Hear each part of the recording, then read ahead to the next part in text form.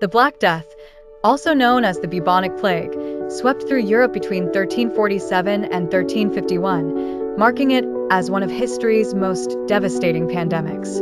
It is estimated that the plague decimated roughly one-third to one-half of Europe's population.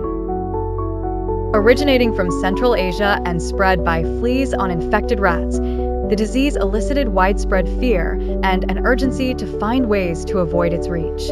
In a time when medical understanding was rudimentary at best, this fear gave birth to an array of superstitions and folk remedies. One particularly intriguing belief that emerged during the Black Death was the notion that bright colors and lively music could fend off the affliction. The logic behind this superstition was more psychological than medical. During moments of crisis, human minds tend to seek comfort and control in the seemingly insignificant. Colors, such as reds, oranges, and yellows, associated with vibrancy and life, were thought to counteract the grim gloom that accompanied the plague. It was believed that if one clothed oneself in such hues and immersed one's environment in sound and jubilant melody, the dark tendrils of the plague might be kept at a distance.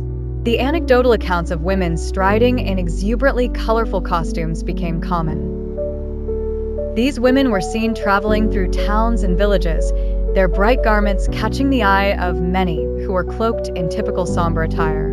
They were often accompanied by musicians who would play cheerful tunes intended to lift spirits and, more superstitiously, ward off malevolent forces. In these acts of vivid expression was an undercurrent of defiance against the invisible grip of the disease, a refusal to succumb to despair. As the colorful fabrics fluttered in the wind, it was as if they were flickering beacons of hope amidst the pallor of fear. Despite having no scientific basis, the vibrant attire became a form of psychological armor against the contagion. While today we view these practices through a lens of historical curiosity, they illuminate the power of human resilience and creativity in the face of existential threats. Their belief in colors and music during the plague era underscores the profound need for psychological comfort and morale boosters when confronted with the unknown. Such responses, though rooted in superstition, highlight a fundamental aspect of human nature, seeking ways to empower oneself against adversity.